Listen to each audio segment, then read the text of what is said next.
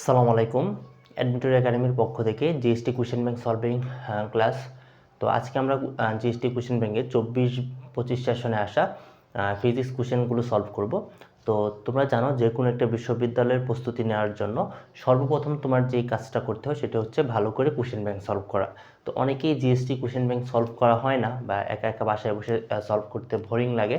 তো এই জন্য আমাদের এই সেশনটা নেওয়া যে আমরা এখানে বিগত 5 বছরের যে কোয়েশ্চেনগুলো আছে এগুলো তোমাদের সম্পূর্ণ ক্লাসের মধ্যে ভেঙে ভেঙে সলভ করে দেওয়ার চেষ্টা করব। তো যাদের এই ক্লাসগুলো প্রয়োজন তোমরা অবশ্যই আমাদের ইউটিউব চ্যানেলটি সাবস্ক্রাইব করে রাখবে। তো চলো আমরা আমাদের আজকে ক্লাস শুরু করি। তো আজকে আমরা সলভ করব জিএসটি 24-25 সেশনে আসা ফিজিক্সের 25টা কোয়েশ্চেন। তো দেখো, প্রথম যেই কোয়েশ্চেনটা এখানে আমি লিখে রাখছি, এই কোয়েশ্চেনটা হচ্ছে কোন দুটি আলোর জন্য কৌণিক বিচ্ছুরণ সর্বাধিক হয়। তো এই কোয়েশ্চেনটা যখন তুমি পড়বা, তো তুমি দেখবা যে কৌণিক বিচ্ছুরণ। তো তোমার এখান থেকে একটা ওয়ার্ড যেটা নতুন আসছে এটা হচ্ছে কৌণিক বিচ্ছুরণ জিনিসটা কি। তো তোমরা ভৌত আলোক বিজ্ঞান চ্যাপ্টারে তোমরা পড়েছ যে সূর্যের আলো যখন কোনো একটা প্রিজমের মধ্যে, ধরো এটা একটা প্রিজম, ধরো আমি জাস্ট এটা বুঝাচ্ছি, এটা একটা প্রিজম, ধরো এটা একটা প্রিজম আমি ড্র করতেছি না, জাস্ট এটা তোমাকে একটা প্রিজম জাস্ট বোঝানোর জন্য। এই দিক থেকে যদি তুমি সূর্যের আলো প্রবেশ করো প্রিজমের মধ্য দিয়ে, তাহলে এই দিকে সূর্যের যে সাদা আলো যেটা আমরা দেখি, চোখে দেখি, এটা যদি প্রবেশ করো তাহলে এই আলোগুলো বেঁকে যায়, বেঁকে সাত ধরনের রং তৈরি হয়। 7 ধরনের রং তৈরি হয়, যেগুলো হচ্ছে বেগুনি, নীল, আসমানি, হলুদ, যেগুলো আমরা বলি এগুলোকে আমরা বেনি সহকলা দিয়ে আমরা মনে রাখি। এখান থেকে আমরা এগুলা পেয়ে থাকি। তো এই যে তুমি একটা সরল রেখা বরাবর আলো তুমি এদিক থেকে প্রবেশ করানোর পর প্রিজমের মধ্য দিয়ে আলোটা যে সামান্য বেঁকে যায়, এই যে বেঁকে যাওয়ার যে ধর্ম, যে আলো যে বেঁকে গেল, এই বেঁকে যাওয়ার কারণে ধরো তুমি বেগুনি যে রং আছে এটা একদিকে একটা কোণ নির্দিষ্ট কোণে বাঁক নিল, নীল রং একটা নির্দিষ্ট কোণে বাঁক নিল। এই যে বেঁকে যাওয়ার পরে যে একটা কোণ তৈরি হয়, এই কোণের যে পার্থক্য, এটাই হচ্ছে তোমার কৌণিক বিচ্ছুরণ। তো কৌণিক বিচ্ছুরণ তোমরা শর্টকাটে যদি মনে রাখো, তো এখন তো তোমাদের ডিপ কনসেপ্টটা বোঝানোর সময় না, যেহেতু কোয়েশ্চেন ব্যাংক সলভিং ক্লাস। তো কৌণিক বিচ্ছুরণ বের করার জন্য ফর্মুলাটা হচ্ছে কৌণিক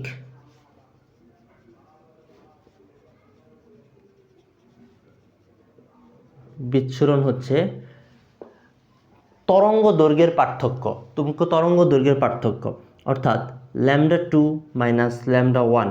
তো অর্থাৎ এই সূত্রটা তোমরা মনে রাখবা, অর্থাৎ তরঙ্গ দৈর্ঘ্যের পার্থক্য যত বেশি হবে কৌণিক বিচ্ছুরণ তত বেশি হবে। জাস্ট এই কথাটা মনে রাখবা যে তরঙ্গ দৈর্ঘ্যের পার্থক্য যত বেশি হবে কৌণিক বিচ্ছুরণ তত বেশি হবে। তো আমরা কি জানি, লাল আলোর তরঙ্গ দৈর্ঘ্য সবচেয়ে বেশি আর বেগুনি আলোর তরঙ্গ দৈর্ঘ্য সবচেয়ে কম।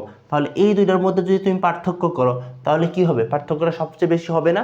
অর্থাৎ উপরের দিকে যেটা সবচেয়ে উপরে থাকবে এবং নিচের দিকে যেটা, এই দুইটার মধ্যে যদি তুমি ডিফারেন্স তৈরি করো অর্থাৎ পার্থক্য করো, তাহলে কি পাবা, সর্বাধিক কৌণিক বিচ্ছুরণ পাওয়া যাবে।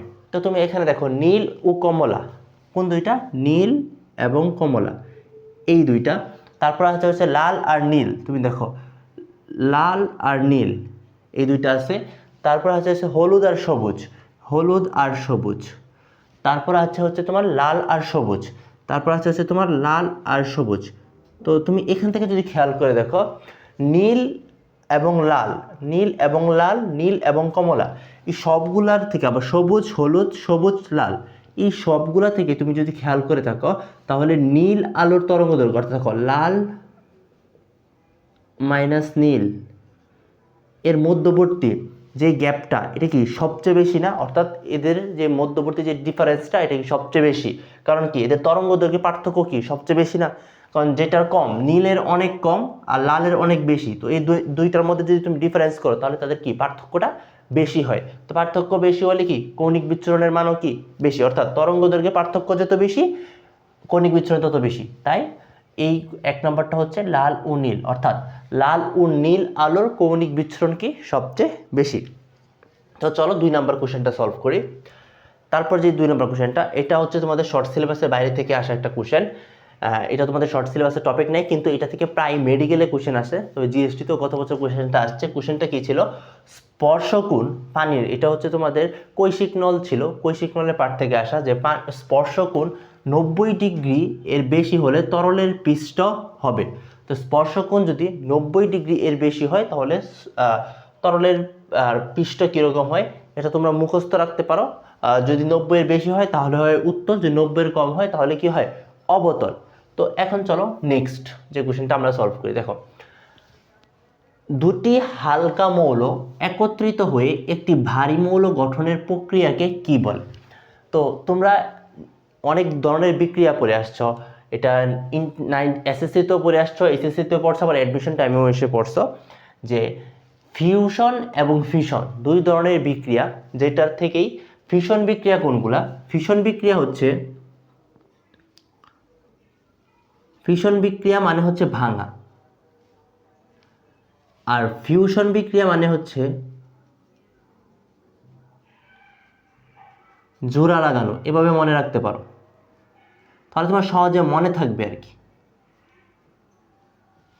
ফিশন বিক্রিয়া মানে ভাঙা, অর্থাৎ ফিশন যে বিক্রিয়াগুলো থাকে ওইগুলা হচ্ছে একটা কতগুলো, যেখানে তোমার কি বলছে, দুটি হালকা মৌলের যে নিউক্লিয়াস থাকে, যেরকম ফিশন বিক্রিয়া মানে ভাঙা, অর্থাৎ এই যে ইউরেনিয়ামগুলো ভেঙে ছোট ছোট তোমার ছোট ছোট নিউক্লিয়াসে বিভক্ত হয়ে তোমাদের যে পারমাণবিক বোমা বলো ওইগুলোতে ব্যবহৃত হয়ে থাকে।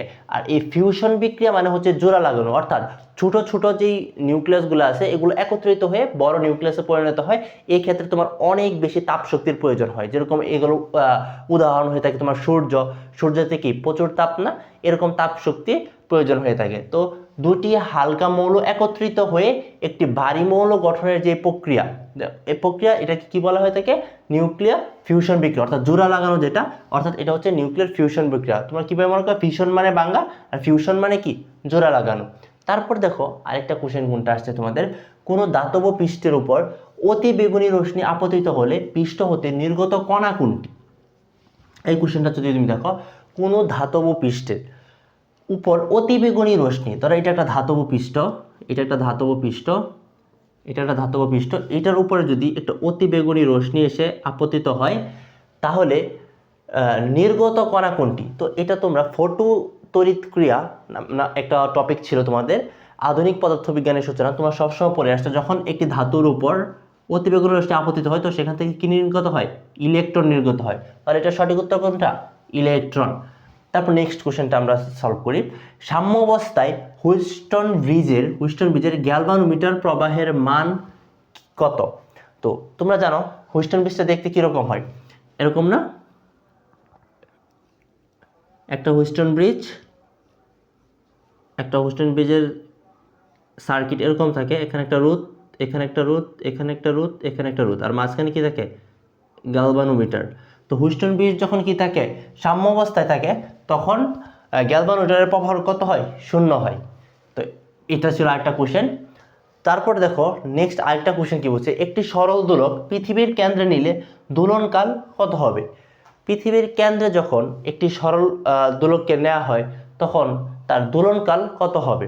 তো এটা তোমরা মুখস্থ রাখতে পারো, কারণ এরকম কোশ্চেন প্রায়ই তোমার বিশ্ববিদ্যালয়গুলোতে চলে আসে। তো এই কোশ্চেনটা যদি আমি তোমাকে বলি যে এটার উত্তর হচ্ছে অসীম, কিন্তু কিভাবে অসীম হয়ে থাকে? তো আমরা কি জানি, পৃথিবীর কেন্দ্রে জি এর মান কত? পৃথিবীর কেন্দ্রে জি এর মান হচ্ছে 0, পৃথিবীর কেন্দ্রে জি এর মান 0। তো জি এর মান কেন 0 এটার ব্যাখ্যা যদি এখন আমি দিতে যাই তাহলে ভিডিওটা লং হয়ে যাবে। তো এটা আচ্ছা, এই ব্যাখ্যাটা তোমাদের দিই যে জি এর মান কেন 0 এবং এই অসীম কেন হয়। তো এটা দ্বারা আমি এদিকটা একটু মুছে দিই, মুছে তারপর তোমাদের ব্যাখ্যাটা দিই। তো পৃথিবীর কেন্দ্রে, এটা ধরো একটা পৃথিবী, এটা হচ্ছে পৃথিবীর কেন্দ্র। আমরা কি জানি, ভূপৃষ্ঠে জি এর মান সর্বোচ্চ এবং ভূপৃষ্ঠ থেকে যত উপরে উঠবা তুমি জি এর মান কমবে, এবং এইচ গভীরতায় কি জি এর মান কমবে। তো আমরা জানি এইচ গভীরতায় জি এর মান, এইচ গভীরতায় অর্থাৎ G of H is equals to G, অর্থাৎ ভূপৃষ্ঠে G into 1 minus H by R. এটা হচ্ছে তোমার এইচ গভীরতায় জি নির্ণয়ের সূত্র। আর আমাদের কি বলছে, দোলন কাল কত হবে? আমরা কি জানি দোলন কাল নির্ণয়ের সূত্রটা কি? T is equals to 2 pi root over of L by G, এটা না? রাইট। তো জি এইচ গভীরতা, পৃথিবীর কেন্দ্রে আমরা বের করতেছি পৃথিবীর কেন্দ্রে জি এর মান যে কীভাবে শূন্য হয়। তো তুমি দেখো এইচ গভীরতায় পৃথিবীর ব্যাসার্ধ, এই আরটা হচ্ছে পৃথিবীর ব্যাসার্ধ, ভূপৃষ্ঠে ত্বরণ, আর এইচ হচ্ছে তুমি কতটুকু উপরে উঠাচ্ছ। যে তোমাকে যদি বললো যে 10 কিলোমিটার উচ্চতায়, যে ভূপৃষ্ঠ থেকে 10 কিলোমিটার উচ্চতায়, তাহলে এইচ কত? 10। তোমাকে যদি বলে ভূপৃষ্ঠ থেকে 5 কিলোমিটার গভীরতায়, তাহলে এইচ এর মান হচ্ছে 5। তোমাকে যদি বলে ভূপৃষ্ঠ থেকে কেন্দ্রে অর্থাৎ এতটুকু কি পৃথিবীর ব্যাসার্ধ না? তো অর্থাৎ কি এইচ ইকুয়ালস টু কত হয়ে যায়? আর না? তো এখানে কি দেখো G into 1 minus R by H এর মান কত? আর। তো ওইখান থেকে তুমি কি লিখতে পারতেছো? জি ইন্টু 1 মাইনাসের 1 equals to G into 0 equals to 0। অর্থাৎ কি বের হইতেছে? যখন তোমাকে কেন্দ্রে বলতে দিবে, অর্থাৎ কি হয়ে যায় তোমার এইচ ইকুয়ালস টু আর হয়ে যায়, যার কারণে কি হয় কেন্দ্রে যে জি এর মানটা আসে, কেন্দ্রে জি এর মান কত আসে? 0 আসে। তো এই শূন্যটা যদি তুমি এই জি এর মধ্যে এখানে বসাও, এই সমীকরণে বসাও, পর্যায়কালের সমীকরণে, তাহলে কি হতেছে 2 pi root over of L by G. তো নিচে একটা ভ্যালু যদি 0 হয়ে যায়, তাহলে কি সম্পূর্ণ মানটা অসীম চলে আসে না? কোনো কিছুকে, যে কোনো কিছুকে ধরো a বাই 0, এটার মানে কি ইনফিনিটি না? অর্থাৎ হচ্ছে অসীম। এটা কি অসংজ্ঞায়িত বা অসীম হয়ে যায়। তাহলে এটার উত্তরটা, সঠিক উত্তরটা কোনটা? অসীম। তো আশা করছি তোমাদের এই এমসিকিউগুলো বোঝাতে পারছি। তো আরেকটা কোশ্চেন সলভ করা যাক। দেখো এখানে কি বলছে, একটি চাকার জড়তার ভ্রামক 10 কেজি মিটার স্কোয়ার, চাকাটিতে 10 রেডিয়ান পার সেকেন্ড স্কোয়ার কৌণিক ত্বরণ সৃষ্টি করতে কত টর্ক প্রয়োগ করতে হবে? তো কোশ্চেনে তোমাকে টর্ক জানতে বলছে। Torque equals to what? তোমাকে ভ্যালু দিয়ে দিছে হচ্ছে জড়তার ভ্রামক আই দিয়ে দিছে, আই কত দিছে তোমাকে 10, আর তোমাকে দিয়েছে চাকাটিতে কৌণিক ত্বরণকে কী দ্বারা প্রকাশ করা হয়? আলফা দ্বারা। আলফার মান দিয়ে দিছে তোমাকে 10 রেডিয়ান। তো আই এর মান জানো, আলফার মান জানো, আমরা জানি tau is equals to I alpha. তো এখানে যদি তুমি ভ্যালুগুলো বসায় দাও, 10 into 10 equals to 100 newton metre. তো খুব সহজে অঙ্কটা করতে পারছো, খুবই ইজি একটা ম্যাথ। তোমাকে জড়তার ভ্রামক দিয়ে দিছে, কৌণিক চাকাটির তোমার কৌণিক ত্বরণ দিয়ে দিছে, তোমাকে টর্ক বের করতে বলছে। তো আমরা কি জানি tau equals to I alpha. তুমি সরাসরি ভ্যালু বসালে তুমি মান পেয়ে যাবা 100 নিউটন মিটার। তো খুবই ইজি একটা অঙ্ক ছিল। তো নেক্সট অঙ্কটা হচ্ছে, দেখো কি বলছে, 27 ডিগ্রি সেলসিয়াস তাপমাত্রায় গ্যাসকে কত তাপমাত্রায় নেওয়া হলে, তোমাকে কি দিয়ে দিছে? একটা আদি টেম্পারেচার দিয়ে দিছে, তোমাকে বলছে দ্বিতীয় টেম্পারেচারটা বের করার জন্য 27 ডিগ্রি সেলসিয়াস তাপমাত্রার একটি গ্যাসকে কত তাপমাত্রায় নেওয়া হলে মূল গড় বর্গ বেগের দ্বিগুণ হবে। তো অর্থাৎ সিআরএমএস যে ব্যাগটা, এটা দ্বিগুণ হয়ে যাবে। কত তাপমাত্রায় নিলে, তো আরএমএস ব্যাগ ছিল 1, কত তাপমাত্রায় নিলে আরএমএস ব্যাগটা 2 হয়ে যাবে, এরকম আর কি, যে একটা তাপমাত্রা থেকে কত তাপমাত্রায় উন্নীত করলে আরএমএস ব্যাগটা দ্বিগুণ হয়ে যাবে। তো প্রথমে আমাদের জানতে হবে যে আরএমএস ব্যাগের সাথে তাপমাত্রার সম্পর্কটা কি। তো আমরা জানি একটা ফর্মুলা আছে, CRMS equals to root over of 3RT/m। এই ফর্মুলাটা আমরা সবাই জানি, আদর্শ গ্যাসের একটা কমন ফর্মুলা। তো এই ফর্মুলা থেকে আমরা মূল গড় বর্গবেগের সাথে তাপমাত্রা যে সম্পর্ক, এটা লিখতে পারি হচ্ছে CRMS is proportional to root over of T। তো এই যে এটা থেকে আমরা সমানুপাতিক চিহ্ন উঠিয়ে একটা সম্পর্ক তৈরি করতে পারি, যে T2/T1 is equals two CRMS2 তার whole square divided by CRMS1 তার হোল স্কোয়ার। দেখো এটা থেকে কি এটা লেখা যায় না? হ্যাঁ, অবশ্যই লেখা যায়। এখন হচ্ছে চলো মান বসাই। দেখো আমাদের কি দেওয়া আছে? সেলসিয়াসে দেওয়া আছে, আমাদের মানটা কি কেলভিনে নিতে হবে। তো 27 ডিগ্রিকে যদি তুমি কেলভিনে নিয়ে যাও, তাপমাত্রাটা টিকে, তো 273 প্লাস 27 কত আসতেছে? 300 কেলভিন। অর্থাৎ টি অন কত ছিল তোমার?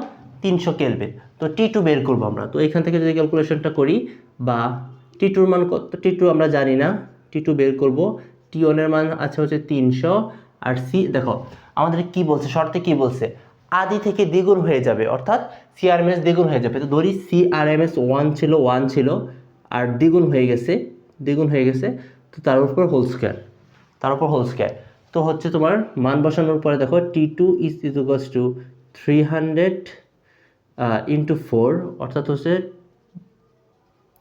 এত হচ্ছে তোমার কেলভিন। তো আমাদের কি দেখো অপশনগুলো কিসে দেওয়া আছে, সেলসিয়াসে দেওয়া আছে। তো যদি সেলসিয়াসে নিতে হয় তাপমাত্রাকে, সেলসিয়াসে নিতে হলে তোমার মাইনাস করতে হবে 273 927 ডিগ্রি সেলসিয়াস। তো আনসার কত, 927 ডিগ্রি সেলসিয়াস। আশা করছি এই ম্যাথটাও তোমরা সঠিকভাবে বুঝতে পারছো। তারপর দেখো আরেকটা ম্যাথ তোমাকে এখানে দেওয়া আছে, বায়ুর সাপেক্ষে পানি ও কাচের প্রতিসরণাঙ্ক যথাক্রমে 4/3 ও 3/2। দেখো বায়ুর সাপেক্ষে তোমাকে বুঝতে হবে, বায়ুর সাপেক্ষে পানি কাচের প্রতিসরণাঙ্ক কোথায় কি দিয়েছে 4/3, আর এটা কত 3/2 হলে কাচের সাপেক্ষে, অর্থাৎ কাচের সাপেক্ষে পানির প্রতিসরণাঙ্ক কত। তো তুমি আসো এই ম্যাথটা একটু আমরা এখানে লিখি যে কি কি তোমাকে ভ্যালু দেওয়া আছে। প্রথমে আমরা যদি লিখি, দেখো প্রথম দেওয়া আছে হচ্ছে তোমার বায়ুর সাপেক্ষে পানি হচ্ছে 4/3। তাহলে যদি আমরা লিখি ইয়ার পানি ডব্লিউ ইকুয়াল টু কত দেওয়া আছে 4/3। তারপর তোমাকে কি দিয়ে দিছে, কাচের পানির বায়ুর সাপেক্ষে কাচ, অর্থাৎ কাচকে আমরা জি দ্বারা প্রকাশ করলাম, গ্লাস কত দেওয়া আছে তোমার 3/2। তোমাকে কোশ্চেনে কি চাইছে, কাচের সাপেক্ষে পানি, অর্থাৎ গ্লাসের সাপেক্ষে পানির প্রতিসরণাঙ্কটা কত, এটা বের করতে পারছি। তো এই ম্যাথগুলো প্রায় পরীক্ষায় চলে আসে। তো এইটার ফর্মুলাটা হচ্ছে, তুমি দেখো বায়ু মাধ্যম, এটাও বায়ু মাধ্যম, তো তুমি দেখো এই দুইটা কিন্তু ক্যান্সেল করা যাবে, এই দুইটা তোমার না চিন্তা করলেও হবে, জাস্ট পানির সাপেক্ষে কাচেরটা বের করলেই হবে। তো তুমি খেয়াল করবা এটার ফর্মুলাটা হচ্ছে এরকম, যে যেরকম গ্লাসের সাপেক্ষে পানি, অর্থাৎ হচ্ছে কাচের সাপেক্ষে পানি যাকে সাপেক্ষে বলবে তার প্রতিসরাঙ্ক নিচে হবে, অর্থাৎ বায়ু মাধ্যমের সাপেক্ষে যে প্রতিসরাঙ্ক এটা নিচে হবে, যাকে সাপেক্ষে বলবে তাকে নিচে। এটা এবার মনে রাখতে পারবো, সাপেক্ষে মানে হচ্ছে নিচে, সাপেক্ষে যদি বলে তাহলে নিচে বসবে ভ্যালুটা। তাহলে তোমাকে এখানে কি বোঝা দিয়েছে, কাচের সাপেক্ষে। দেখো কি বলছে তোমাকে, কাচের সাপেক্ষে। তাহলে কাচেরটা কোনটা ছিল, এই যে দেখো বায়ুর সাপেক্ষে কাচ, এটা কোথায় বসবে, নিচে। তাহলে হবে এয়ারের সাপেক্ষে গ্লাস, এটা নিচে বসবে, আর এয়ারের সাপেক্ষে যেটা তোমার ওয়াটার, এটা উপরে বসবে। তো এখন মানগুলো বসাও, উপরেরটা কত ছিল, ওয়াটার ছিল 4/3, আর নিচে হবে হচ্ছে তোমার 3/2। তো এটা যদি ক্যালকুলেশন করি 4/3 গুণন হচ্ছে 2/3, উত্তর হচ্ছে তোমার 8/9। তো সঠিক উত্তর কোনটা, 8/9। তো আশা করছি এই ম্যাথটা তোমরা বুঝতে পারছো, যে তুমি প্রথম এটা লিখবা, মানে যেটা কোশ্চেন দেওয়া আছে, তারপর যদি তোমাকে বলে যে দুইটাই যদি সেম মাধ্যম হয় এবং তোমাকে এই দুইটার মধ্যে ধরো এটাও বায়ু মাধ্যমে দুইটার যদি বায়ুর সাপেক্ষে প্রতিসরাঙ্ক দেওয়া থাকে, আবার যদি তোমাকে পানি এবং গ্লাসের বলে, তাহলে তুমি বায়ু আর ক্যান্সেল করে জাস্ট এই দুইটার অনুপাত বের করবা, যাকে সাপেক্ষে বলবে তাকে নিচে রাখবা, আর যার সাপেক্ষে নির্ণয় করতে পারবে ওইটাকে উপরে রাখবা। রেখে যদি তুমি অনুপাত করে দাও, তাহলেই তোমার কি হয়ে যাবে, এই অনুপাতটা চলে আসবে। তো আশা করছি এই ম্যাথটা তোমরা বুঝেছো। তারপরের কোশ্চেনটা দেখো কি লেখা আছে, ওইটা যে কোশ্চেনটা এখন তোমাদের করাবো, এটা হচ্ছে তোমাদের শর্ট সিলেবাসের বাইরের একটা কোশ্চেন। এই কোশ্চেনটা আচ্ছা আগে নিচের কোশ্চেনটা তোমাদের সলভ করায়, তারপর শর্ট সিলেবাসের বাইরের যে কোশ্চেনটা ওইটা সলভ করাবো। দেখো নিচে এই কোশ্চেনটা এখন সলভ করি, এটা পরে করাবো, এটা যেহেতু শর্ট সিলেবাসের বাইরের। দেখো এখানে কি লিখছে, একটি তরঙ্গের দুটি বিন্দুর মধ্যে দশা পার্থক্য পায়, বিন্দু দুয়ের মধ্যে পথ পার্থক্য খুবই কমন, প্রায় সকল বিশ্ববিদ্যালয়ে এই কোশ্চেনটা আসে।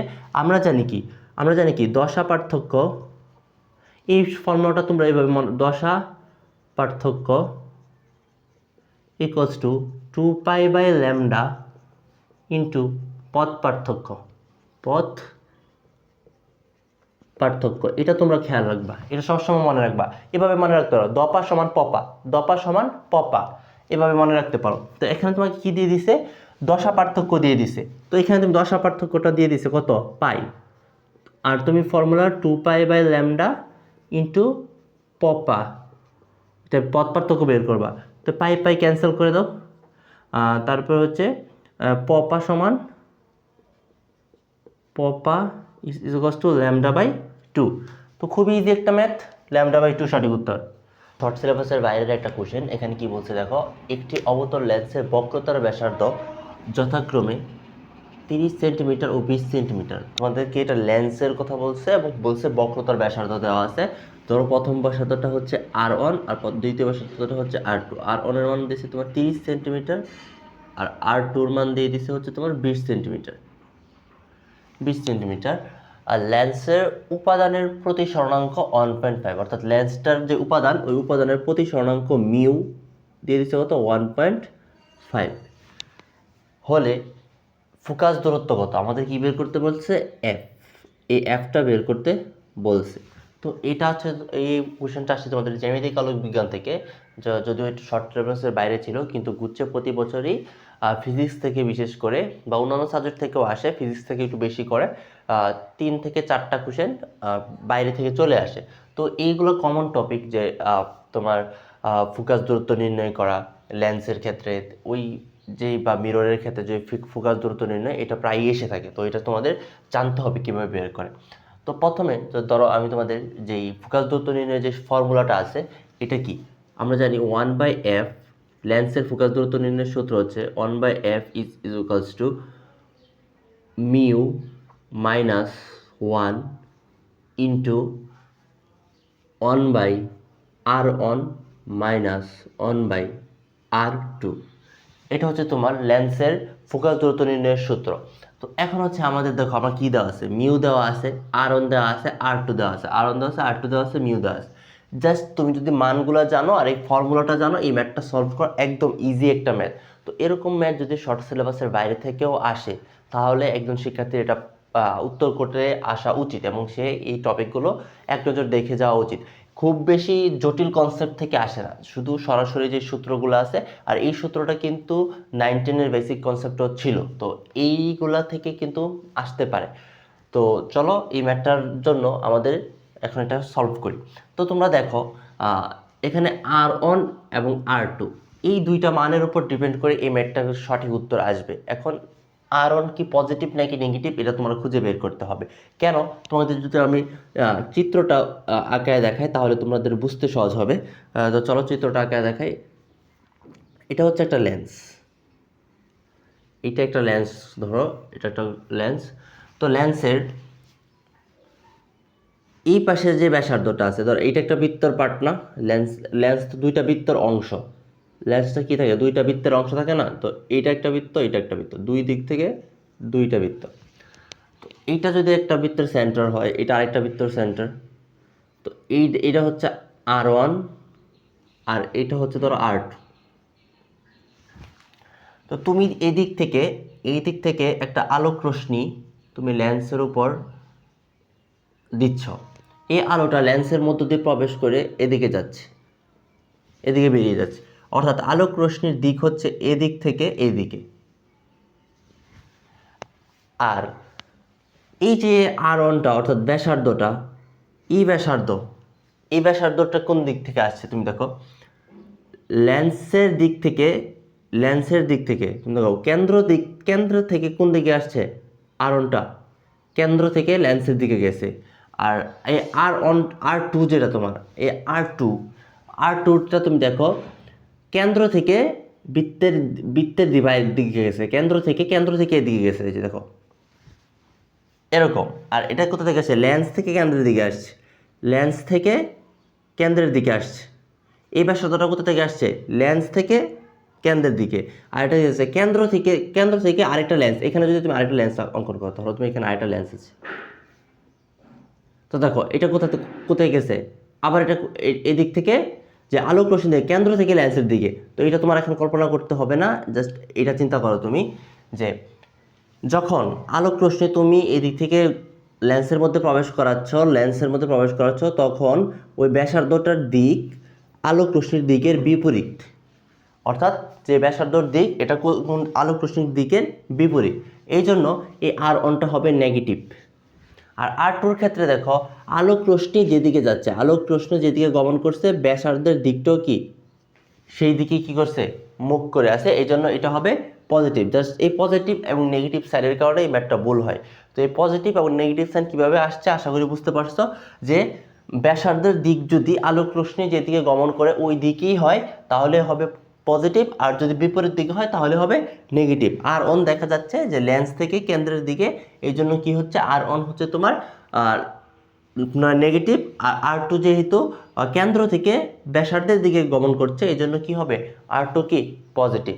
তো এই ছিল, চলো এখন এখানে মান বসায় এটা ক্যালকুলেশন করা যাক। বা 1/f is equals two mu এর মান দেওয়া ছিল কত 1.5 মাইনাসের 1 ইন্টু 1/-30 মাইনাস 1/20, এটা ছিল হচ্ছে তোমার মানগুলা। এখন যদি আবার 1/f আমরা ক্যালকুলেশনটা শেষ করি, 1.5 থেকে 1 গেলে 0.5, 0. মানে হচ্ছে হাফ, 0.5 মানে হাফ ইন্টু, তো এই মাইনাস এখান থেকে যদি আমরা মাইনাস কমন নিয়ে নিই, ধরো একবার কমন নিতে পারবো, তো বা কমন না নিলেও হবে, নিচে লসাগু 60, উপরে হচ্ছে -2 -3, বা 1/f is equals to half into -5/60, বা যদি একবার উল্টায় লিখে ফেলি হাফ ইজ ইকুয়ালস টু হচ্ছে তোমার এখানে যদি কাটাকাটি করি 5 দিয়ে 12, 12 দুগুণে 24, অর্থাৎ হচ্ছে -24 সেন্টিমিটার, অর্থাৎ হচ্ছে -24 সেন্টিমিটার। আশা করছি ম্যাথটা তোমরা বুঝতে পারছো। তো এখন আমরা নেক্সট যে ম্যাথটা আছে ওইটা সলভ করি, এটা মুছে দিলাম। তো এখন দেখো আরেকটা ম্যাথে কি বলছে, এম এর মান কত হলে এ একটা ভেক্টর, বি একটা ভেক্টর, সি একটা ভেক্টর একটি সমকোণী ত্রিভুজ তৈরি করবে। অর্থাৎ এই এমটার মান কত হলে এই তিনটা ভেক্টর মিলে একটা সমকোণী ত্রিভুজ, অর্থাৎ এরকম একটা ত্রিভুজ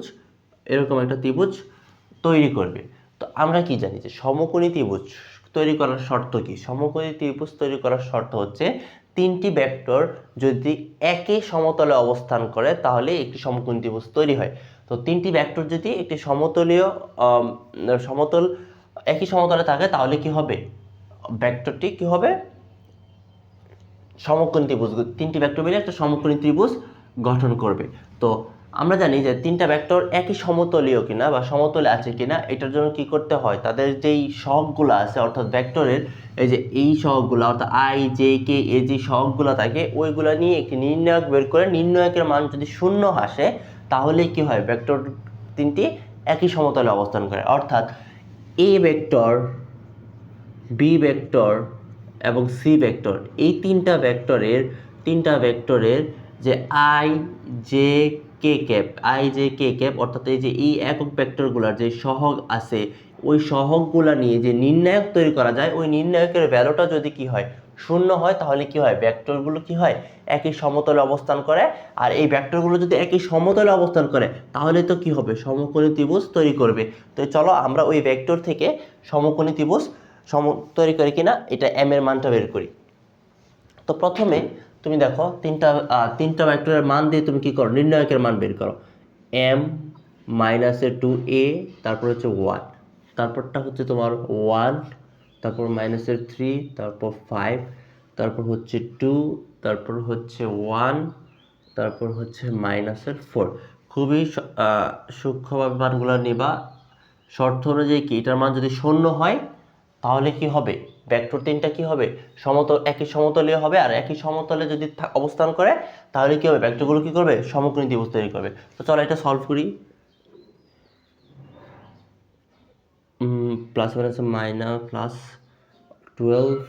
-5 প্লাসের 2, তারপর হচ্ছে -4 -10 প্লাস 1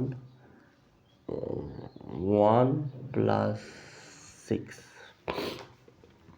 ইকুয়ালস টু 0, বা এখানে কত হবে 5 থেকে 7m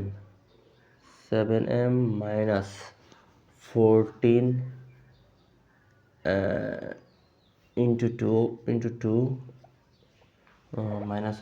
ইন্টু 2 প্লাসের 7 ইকুয়ালস টু 0, বা 7m -28 প্লাসের 7 অর্থাৎ মাইনাসের 21 ইকুয়ালস টু 0 বা m ইকুয়ালস টু 3। দেখো 21 এর পাশে গেলে 7 দিয়ে ভাগ করলে 3 আসে, তো সঠিক উত্তর হচ্ছে 3। তো আশা করছি বুঝতে পারছো, জাস্ট নির্ণায়কের ভ্যালুটা বের করবা, তাহলে m এর মান চলে আসবে। এটা খুবই ইজি ম্যাথ। 3 নাম্বার ম্যাথে কি বলছে, 60 মিটার উঁচু থেকে একটি বল ফেলা হলো, অন্য একটি বল একই সময়ে 30 মিটার পার সেকেন্ড বেগে উপরে নিক্ষেপ করা হলো, কতক্ষণে তারা মিলিত হবে? তো তোমাকে কি বলছে, তুমি যদি চিত্রটা দেখো, এটা যদি হয় চিত্রটা, এটা যদি হয় একটা উঁচু জায়গা, এটা এতটুকু যদি 60 মিটার উঁচু হয়, এটা সম্পূর্ণটা 60 মিটার উঁচু, ধরো 60 মিটার উঁচু। তো এখান থেকে একটা বল নিচে পড়তেছে, ধরো এতটুকু, আবার এতটুকু নামলো, আর এখান থেকে 30 মিটার পার সেকেন্ড বেগে অর্থাৎ আদি বেগে তুমি নিক্ষেপ করছো, দুইটা বল এই জায়গায় এসে মিলিত হলো। তো এই জায়গায় এসে মিলিত হলে ধরো এখান থেকে কতটুকু নিচে নামছে, এইচ নামলো, এইচ নেমে ধরো বলটা যে জায়গায় আসছে আর নিচে থেকে এতটুকু উচ্চতা মিলিত হচ্ছে। তো এতটুকু যদি এইচ হয় তাহলে এতটুকু কত, 60 মাইনাস এইচ। আর এখান থেকে তুমি কত বেগে নিক্ষেপ করতেছো, আদি বেগ 30 মিটার পার সেকেন্ড। কোশ্চেনে এতটুকু ডাটা তোমাকে দিয়ে দিছে, বলছে 60 মিটার উঁচু এই সম্পূর্ণটা, অর্থাৎ মেইন বড় এজ যেটা, এটা হচ্ছে 60, অর্থাৎ সম্পূর্ণ 60 মিটার উঁচু থেকে একটা বল নিচে ফেলা হলো, অন্যদিকে আরেকটা বল কি করছে তোমার 30 মিটার পার সেকেন্ড বেগে উপরে নিক্ষেপ করা হলো। দুইটা বল কতক্ষণে মিলিত হবে, এটা তোমাকে কোশ্চেন করছে, অর্থাৎ কত সেকেন্ড পরে দুইটা বল মিলিত হবে। তো আমরা ধরে নিচ্ছি এইচ উচ্চতায়, উপর থেকে এইচ নামলে বলটা যতটুকু উপর থেকে এস যখন নিচে আসবে এবং তখন বলগুলো কি হবে, মিলিত হবে, অর্থাৎ এতটুকু যদি এইচ হয় আর নিচেরটুকু কত, 60 মাইনাস এইচ। তো এখন আমরা ফর্মুলাতে বসাই, আমরা কি জানি, যখন কোনো একটা পরন্ত বস্তুর ক্ষেত্রে এইচ ইকুয়ালস টু কত, h equals to u t plus half GT square. এটা হচ্ছে যখন উপর থেকে কোনো বস্তু নিচের দিকে পড়ে, অর্থাৎ হচ্ছে প্রথম কন্ডিশনের ক্ষেত্রে। বা এখানে এইচ এর মান কত, এইচ এর মান এইচই, ইউ এর মান কত 0 ইন্টু টি, কারণ কি উপরে যখন বস্তুটা ছিল ইউ কত 0 না, অর্থাৎ বস্তুটা কত ছিল, স্থির ছিল। U equals to 0 plus half G T square, বা H is equals to half GT square, half GT square. এটা কত দিলাম আমরা, 1 নং সমীকরণ দিয়ে রাখলাম। তারপর সেকেন্ড কেস কোনটা, উপর নিচ থেকে উপরে দিচ্ছ। তো সেকেন্ড কেসের ক্ষেত্রে 2 নম্বর ক্ষেত্রে আমরা কি করব, h equals to u t minus half G T square. এখন তোমাদের মনে প্রশ্ন আসতে পারে যে এখানে আমি কেন মাইনাস দিলাম, মাইনাস কেন? আমরা জানি কোনো বস্তু যখন উপর থেকে নিচের দিকে পড়ে তাহলে কি হয়, অভিকর্ষ বল সবসময় কি করে, কোনো একটা পরন্ত বস্তুর ক্ষেত্রে অভিকর্ষ বল কি করে, সবসময় নিচের দিকে কাজ করে না। তো অভিকর্ষ বল যখন নিচের দিকে কাজ করে, তুমি একটা বস্তুকে উপরের দিকে নিক্ষেপ করতেছো, তখন কি হচ্ছে, অভিকর্ষ বলের বিপরীত দিকে কাজ করতেছে। এই জন্য কি হয়, জিটা কি হয়, নেগেটিভ হয়ে যায়, এই জন্য জি হচ্ছে নেগেটিভ। তো এখানে এইচ এর মান কত, এতটুকু এইচ কত, 60 মাইনাস এইচ, 60 মাইনাসের h is equals to u এর মান কত, এখানে 30, কারণ কি যখন নিচ থেকে তুমি নিক্ষেপ করছো আদিবেগ কত ছিল 30 ইন্টু টি এর মান তো আমরা জানি না, টি মাইনাস হাফ জি টি স্কোয়ার। এটাকে দিলাম আমরা 2 নং সমীকরণ। এখন জাস্ট এই দুইটা ইকুয়েশন সলভ করলে তুমি টি এর মান পাবা। তো দেখো 1 নং আর 2 নং যদি আমরা যোগ করে দিই, 1 নং এবং 2 নং যদি যোগ করো তাহলে এখান থেকে কি হবে, এস এস ক্যান্সেল, এখানে হাফ জিটি স্কোয়ার আর প্লাসের হাফ জিটি স্কোয়ার দুইটা ক্যান্সেল, তাহলে কি থাকতেছে তোমার 60 ইকুয়ালস টু 30টি, বা টি ইকুয়ালস টু 2 সেকেন্ড। আশা করছি ম্যাথটা বুঝতে পারছো, এটা উত্তর হচ্ছে 2 সেকেন্ড। তো নেক্সট কি ম্যাথটা আমরা এখন সলভ করব, বৃত্তাকার পথে 72 কিলোমিটার পার আওয়ার সমগতিতে চলমান কোনো গাড়ির কেন্দ্রমুখী ত্বরণ। তোমাকে কি বলছে, বৃত্তাকার পথে 72 কিলোমিটার পার আওয়ার বেগে সমগতিতে চলমান কোনো গাড়ির কেন্দ্রমুখী ত্বরণ দিয়ে দিছে, হলে বৃত্তাকার পথের ব্যাসার্ধ কত। তোমাকে কেন্দ্রমুখী ত্বরণ, তোমাকে কি দিছে, সমদ্রুতিতে চলমান, অর্থাৎ ভি দিয়ে দিছে, ভি কষ্ট কত 72 কিলোমিটার পার আওয়ার। এটাকে তুমি কি করতে পারবা, 72কে তোমাকে মিটার পার সেকেন্ডে নিতে হবে। তো 72 ডিভাইডেড বাই 3.6 নিলে তুমি 20 ইকুয়ালস টু আসবে হচ্ছে 20 মিটার পার সেকেন্ড। এটা কিভাবে নিতে হয় এটা তোমরা জানো, যে কিলোমিটার যেহেতু আছে উপরে দিতে হয় 1000 দিয়ে গুণ, নিচে করতে হয় কি 3600 দিয়ে ভাগ। এটাই তো, যে এই তুমি একককে কি, এককটা মানে কি 1000 কিলোমিটার বাই 3600 সেকেন্ড। 1 কিলোমিটার সমান সমান কি 1000 মিটার। এটা কিভাবে আছে, কিলোমিটার বাই আওয়ার না, তো 1 কিলোমিটার সমান সমান কী করতেছো তুমি 1000 মিটার লিখে ফেলছো, 1000 মিটার। 1 কিলোমিটার কি এটা হচ্ছে 1 কিলোমিটার বাই 1 আওয়ার, এককটা এই ফর্ম্যাটে আসছে না। তো 1 কিলোমিটার সমান সমান কত 1000 মিটার, আর 1 আওয়ার সমান সমান কি 3600 সেকেন্ড। তো এটা যদি কাটাকাটি করো তুমি দেখো 10 দিয়ে যদি ভাগ করো তাহলে কত আসতেছে 3.6, অর্থাৎ 3.6 দিয়ে যদি তুমি এই কিলোমিটার পার আওয়ারের যে কোনো মানকে ভাগ করো তাহলে কত আসবে 20, মানে তাহলে কি আসবে মিটার পার সেকেন্ডে মানটা চলে আসে। তুমি এভাবেও ভেঙে ভেঙে করতে পারো বা সরাসরি, এটা আসলে 72, প্রায় ম্যাক্সিমাম অঙ্কে 72 এরকম মান যেগুলো দেওয়া থাকে, 54 kilometre per hour, 72 kilometre per hour, এগুলো দেওয়া থাকলে জানা যায় আর কি ম্যাথ করতে করতে। তো এটা 20 মিটার পার সেকেন্ড। তারপর আসে বৃত্তাকার পথের ব্যাসার্ধ কত, তোমাকে আবার এ দিয়ে দিছে, এসি যেটা আমরা কেন্দ্রমুখী ত্বরণ জানি, কেন্দ্রমুখী ত্বরণ দিয়ে দিছে 1 মিটার পার সেকেন্ড স্কোয়ার। তারপর হচ্ছে তোমার বৃত্তাকার পথের ব্যাসার্ধ আমাদের কি বের করতে হচ্ছে আর ইকুয়ালস টু হোয়াট।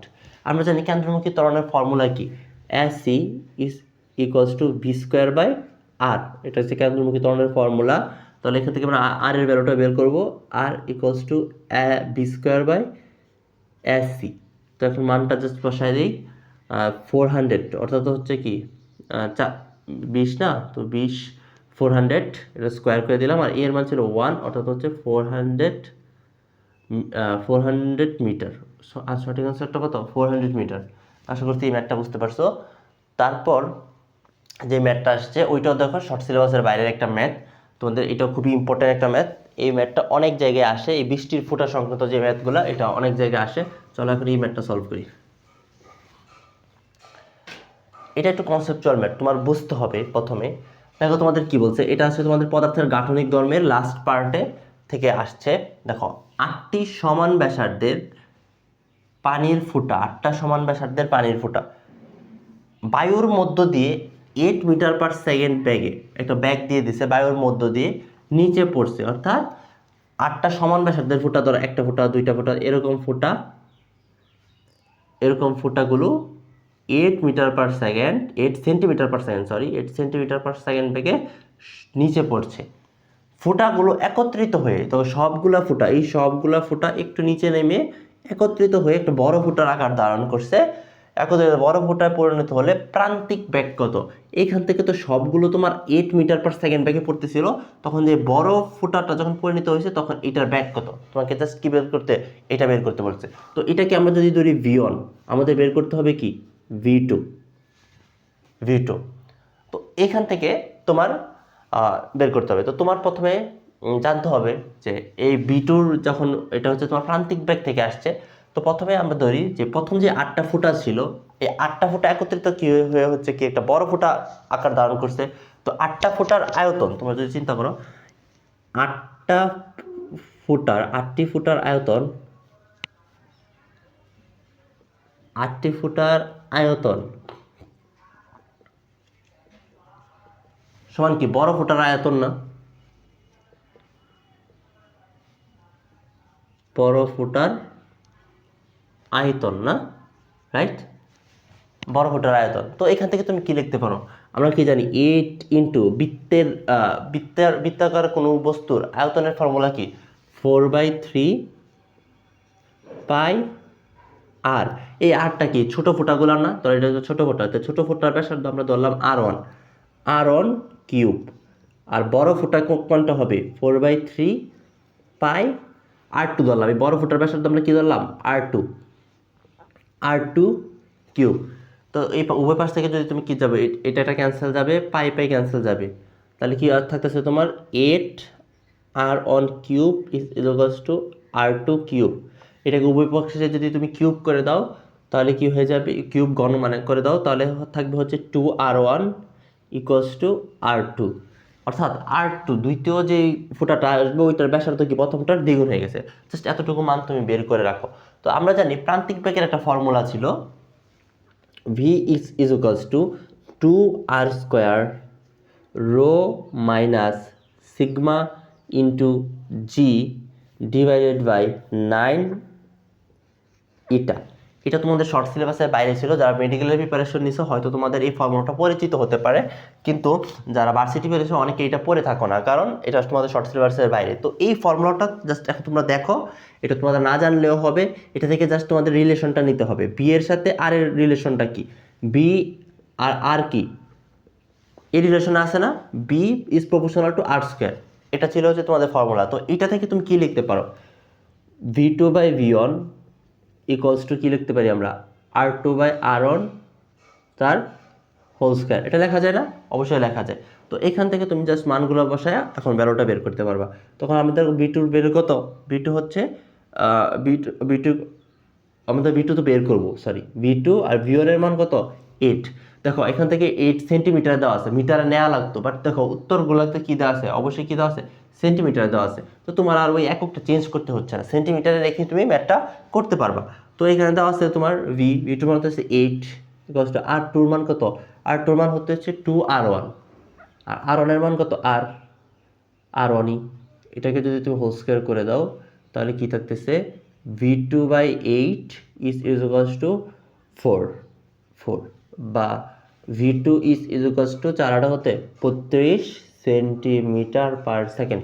অর্থাৎ এটার আনসারটা কত হবে, 32 সেন্টিমিটার পার সেকেন্ড। জাস্ট খুবই ইজি একটা ম্যাথ ছিল, জাস্ট এই ফর্মুলাটা জানা লাগে। অর্থাৎ তোমরা দেখতে পারতেছো যে শর্ট সিলেবাসের বাইরে থেকে খুব বেশি কঠিন ম্যাথ আসে না, জাস্ট সরাসরি ফর্মুলা থেকে আসে, যে একটু ঘুরিয়ে পেঁচিয়ে করবে, ব্যাপারটা এরকম না। তো তোমরা যদি শর্ট সিলেবাসের বাইরে থেকে যে ফর্মুলাগুলো আছে ওইগুলো একটু মাথায় রাখতে পারো, তাহলে খুব ইজিলি ম্যাথগুলো সলভ করতে পারো। কি বলছে, কোনো বস্তুর গতিশক্তি 300% বৃদ্ধি, গতিপোষণ 300% বৃদ্ধি করা হলে উক্ত বস্তুর ভরবেগ কত বাড়বে। তো এই ম্যাথগুলো অনেক বেশি পরীক্ষায় আসতে দেখা যায়, যে গতিশক্তি কত বৃদ্ধি পেলে ভরবেগ কত বৃদ্ধি পাবে, ভরবেগ এত পার্সেন্ট বৃদ্ধি পেলে গতিশক্তি কত বৃদ্ধি পাবে। এই ম্যাথগুলো শর্টকাট দিয়ে করা যায়, কিন্তু শর্টকাটগুলো আসলে পরীক্ষা হলে তেমন মনে থাকে না। এই ম্যাথগুলো করার জন্য একটু কনসেপচুয়ালভাবে যদি তুমি বেসিক থেকে বুঝতে পারো, তাহলে খুব সহজে তুমি পরীক্ষা হলে উত্তর করতে পারবা। এটা যে কোনো বিশ্ববিদ্যালয়ে আসে এবং জিএসটিতেও রিপিট হয়। তো এই ম্যাথটা একটু ভালো করে বোঝার চেষ্টা করো।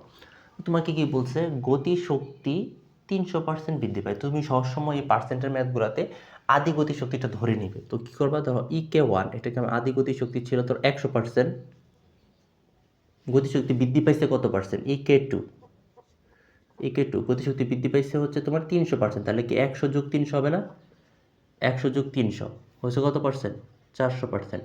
এটা হচ্ছে গতিশক্তি বৃদ্ধি করা হলে উক্ত বস্তুর ভরবেগ কত বাড়বে। তো ভরবেগ তুমি যেহেতু আদি গতিশক্তি কত ধরছো, 100 ধরছো, তাহলে আদি ভরবেগ কত হবে, 100 তুমি ধরে নাও। তা আদি ভরবেগকে কি দ্বারা প্রকাশ করে, P1 আমরা ধরে নিলাম 100, আমরা P2 বের করবো কত, সরি P2 হবে, P2 আমরা জানি না, P2 হবে আমরা জানি না এত। তো আমরা জানি গতিশক্তি এবং ভরবেগের একটা ফর্মুলা আছে,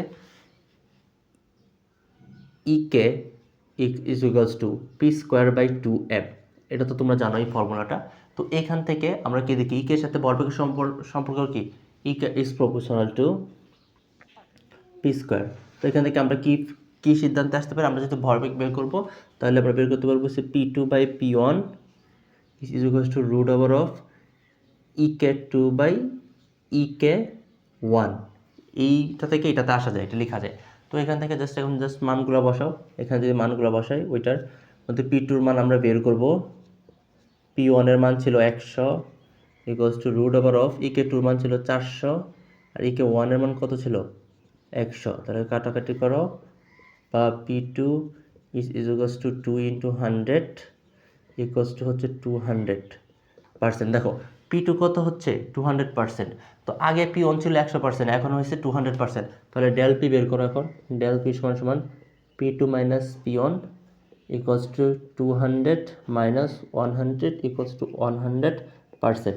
অতএব কি দেখতেছো তুমি, P2 কত, এটা তো দেখে বোঝা যাচ্ছে, তবে আমি তোমাদের বোঝানোর জন্য বললাম 100% বৃদ্ধি পাচ্ছে। তো আশা করছি এইভাবে যদি তুমি ম্যাথগুলো করো তাহলে তুমি ভরবেগ কত বৃদ্ধি পাচ্ছে এটাও বের করতে পারবা, গতিশক্তি কত বৃদ্ধি পাচ্ছে এটাও বৃদ্ধি করতে পারবা। অনেক বইয়ে অনেক গাইডে দেখবা শর্টকাটে দেওয়া আছে। তো আমি মনে করি এই ম্যাথটা শর্টকাটে করতে গেলে তোমার ভুল হওয়ার সম্ভাবনা থাকে, বা অনেক সময় মনে থাকে না শর্টকাটগুলো। তো এটা খুবই ইজি একটা ম্যাথ, তুমি কেন শর্টকাটে যাবা, জাস্ট EK1 কে 100 ধরবা, P1 কে 100 ধরবা, ধরে কত বৃদ্ধি পাইছে সেটা বের করবা। তো দেখো পরের ম্যাথটা কি বলছে, 3 কেজি পানির তাপমাত্রা 0 ডিগ্রি সেলসিয়াস থেকে 10 ডিগ্রি সেলসিয়াস পর্যন্ত বৃদ্ধি করা হলে এন্ট্রপির পরিবর্তন কত হবে। তো আমরা জানি এন্ট্রপির সূত্র del S is equals to ms ln T2/T1। আমরা জানি কি এন্ট্রপির পরিবর্তন হচ্ছে এই সূত্রটা।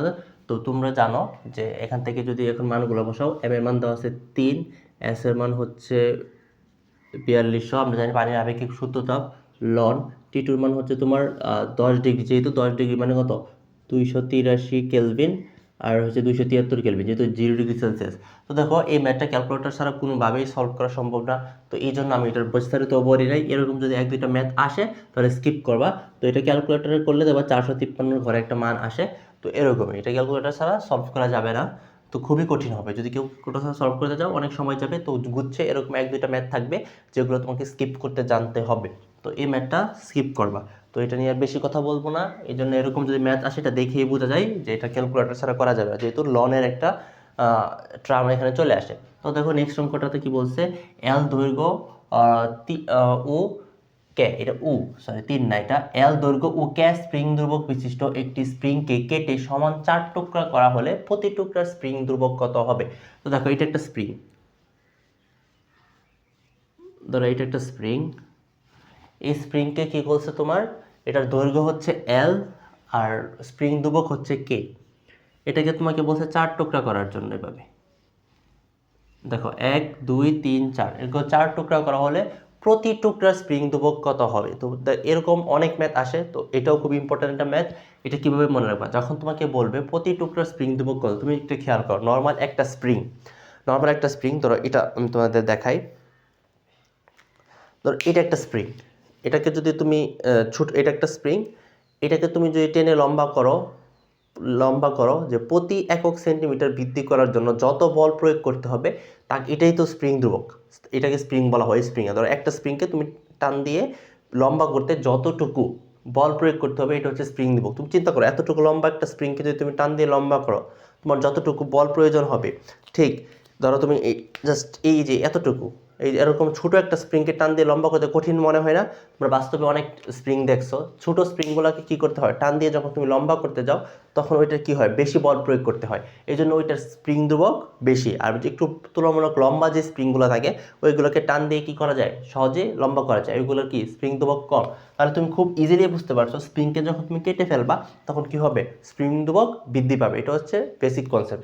এখন আসি ফর্মুলা দিয়ে কীভাবে করা যায়। তো তোমার দেখো প্রতিটা স্প্রিং ধ্রুবক ফর্মুলা দিয়ে কী করা যায়, ফর্মুলাটা হচ্ছে এরকম যে তোমার যখন কর্তন করার পরে স্প্রিং ধ্রুবকটা হবে যে প্রতি টুকরা স্প্রিং ধ্রুবক, আমি লিখে দিই, এটা তোমরা মনে রাখবা এভাবে, প্রতি টুকরার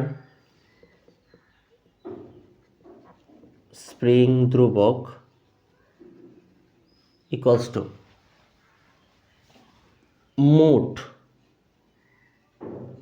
মোট অংশ। এভাবে মনে রাখবা, তাহলে তোমার সহজ হবে, সবসময় পরীক্ষা হলে মনে হবে মোট অংশ ডিভাইডেড বাই নিজের অংশ। একদম আমি বাংলা ভাষায় সূত্রটা লিখে দিচ্ছি, নিজের অংশ ইনটু মোট, মানে মূল স্প্রিং ধ্রুবক আর কি, মানে সে মেন যেটা কে বাজের, এখানে হবে মূল স্প্রিং ধ্রুবক। জায়গা নাই, জন্য এখানে লিখে দিচ্ছি মূল স্প্রিং ধ্রুবক,